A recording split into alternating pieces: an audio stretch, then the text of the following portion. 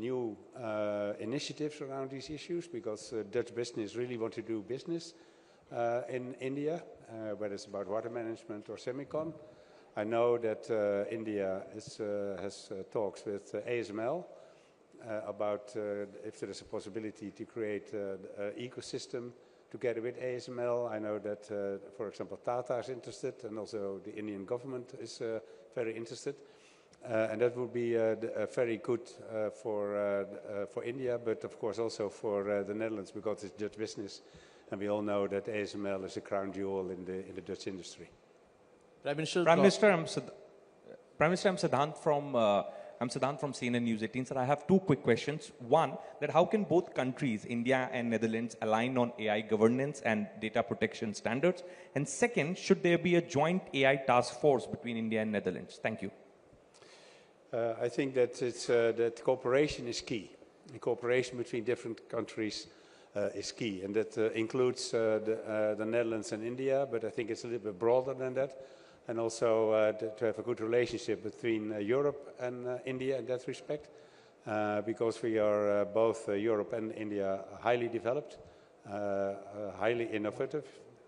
Europe is putting a lot of money, the Netherlands as well, into innovation, and particularly in high tech, and also in AI. And we have a kind of same attitude towards AI. We want to use all the opportunities it has, but at the same time, we care about the values and care about privacy. So we want the safeguards there as well. And I think in that respect, we can also really work together to make sure that the AI, as also mentioned at the conference, is available for everyone. And is also, in a way, a responsible use of AI is what we really need to take the full advantage of AI. Prime Minister, I am Nishant Ketu from ANI, this side, sir. Oh, here you are. Yeah. Sir, I have two questions. As democracy is committed to human rights and rule of law, how do you see the partnership between Netherlands and India to shape global standard for ethical and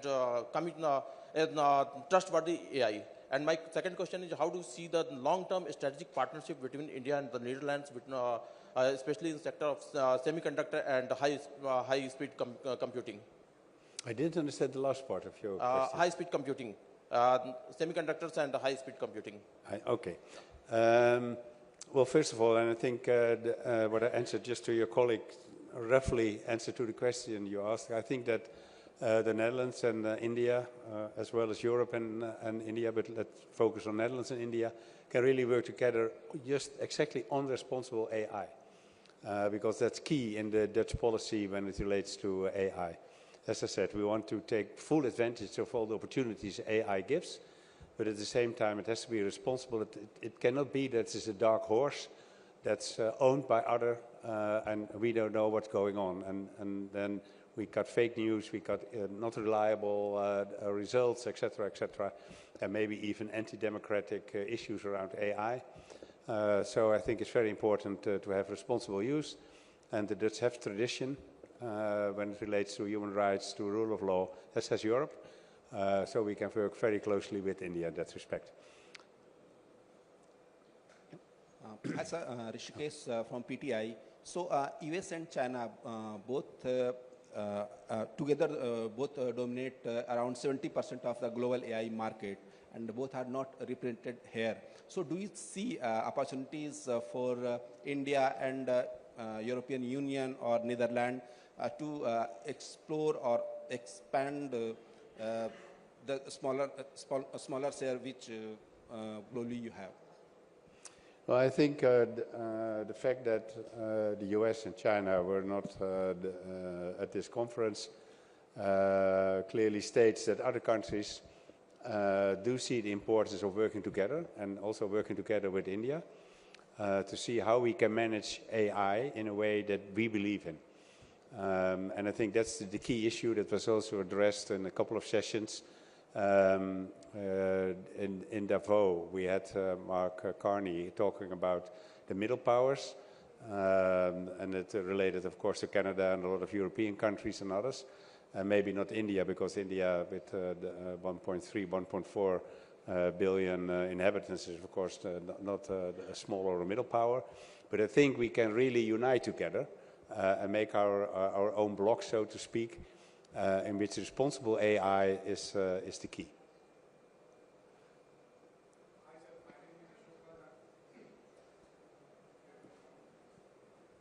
Hello. Hi, my name is Ashok Raj. I'm from The Pioneer. I have a question. Can you explain how AI will create job? It doesn't harm employment. How it can create jobs? How AI creates jobs. It doesn't impact on the employment. Yes. Well, I think that AI is, of course, a new development. It is probably going to change a lot.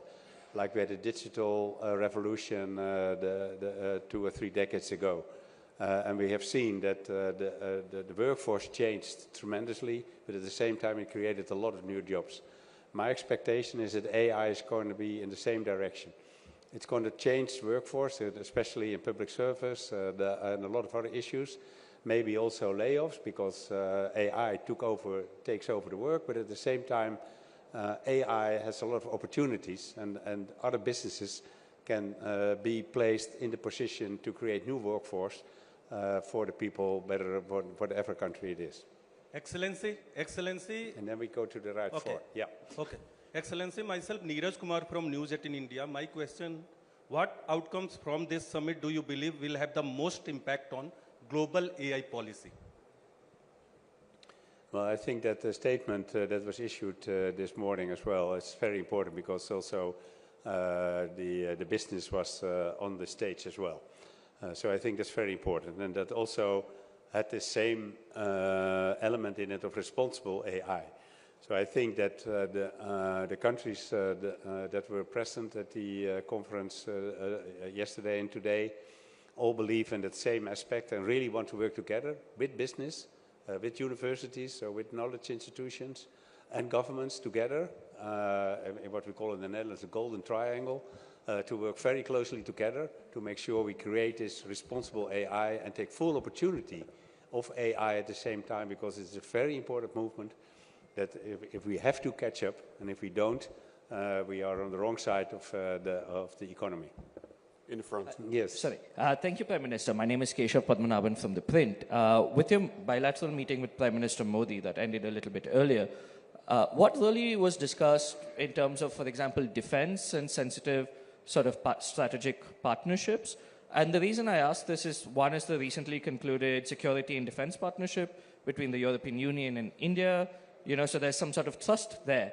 But was there any sort of discussions regarding, for example, the Russia-Ukraine war with Prime Minister Modi, and sort of challenges on sort of transfers of technology to India due to its ties with Russia? So in that sense, in that aspect, was anything like this discussed? Well, one of the main issues we discussed was the strategic partnership the Netherlands and India wants to have. And part of that, as I said before, is about semicon, water management, agriculture, but also about defense. And we have a separate also a letter of intent or a MOU, I'm not sure, about defense cooperation. And that relates also to defense industry working closely together, because I think the both of us have a lot to offer to each other. We talked about Ukraine, and in a way that also Prime Minister Modi assured me again, and I have no doubt about it, by the way, that he wants peace in Ukraine. And we discussed in ways in which that the peace in Ukraine, which is important for Europe, because we have in Europe a very strong focus on the aggression war that's going on in the Ukraine, and we want to have pressure on Russia. We want to have Ukraine create a just and fair peace. And that's what we discussed, and I'm sure that India and Prime Minister Modi and the Netherlands are on the same side in that respect. This is Manish from TV9. When the whole world, including you, are discussing about artificial intelligence, future technology and progress, the American media is claiming that US may attack Iran by the weekend. So as a NATO member country, what you would like to say about that, maybe that this war is going to happen by Saturday or Sunday? Well, I find it a very difficult question because I'm not going to speculate what's going on. we see negotiations and we see a massive build-up of US forces. So the pressure is being put on Iran to come to a deal. And whether or not President Trump is going to decide to attack Iran, we will refer to it later on. If of course, we hope that it comes to an agreement. But if President Trump decides to attack Iran, we'll just wait and see. And then we see him with arrangements as being done because we don't know. I'm not going to speculate on anything in that behalf. Prime Minister, this is to your left. This is Manas Pratim Bhuya. I'm from PTI, Press Trust of Indonesian News Agency.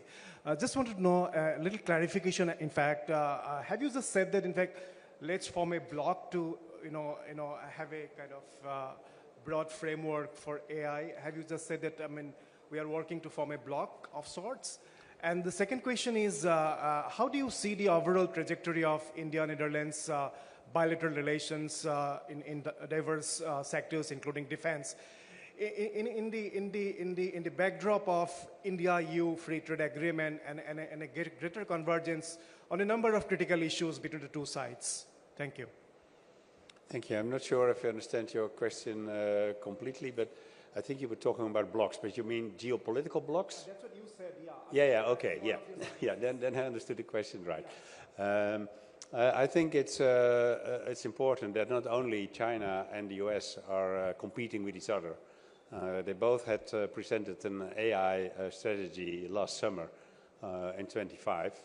And I think it's important that other countries take their own position because it's not good to be dependent in the current geopolitical times. It's an issue that's very important in Europe.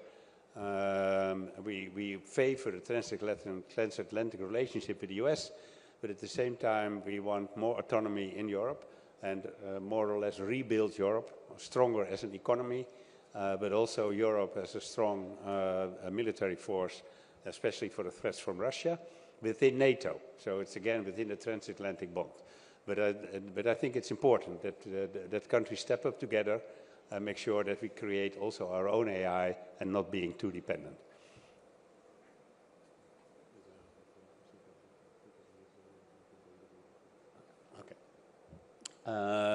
I think we almost have all the questions. Maybe I forgot one or two, but then you're probably assertive enough to ask the question again.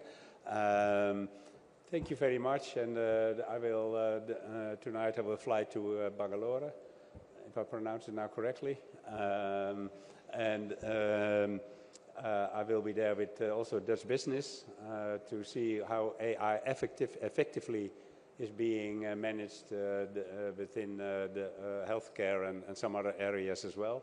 So I'm really looking forward to it, and that will be also tomorrow will be the end of my visit to India. Thank you very much.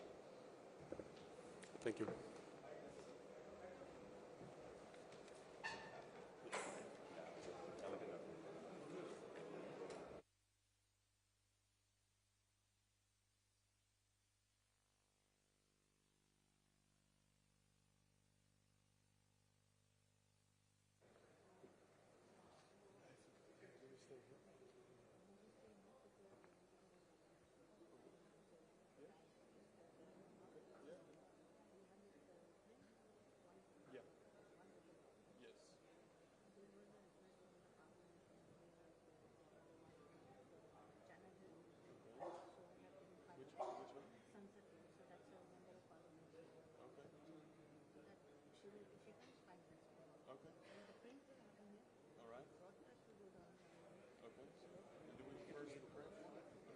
Stay here.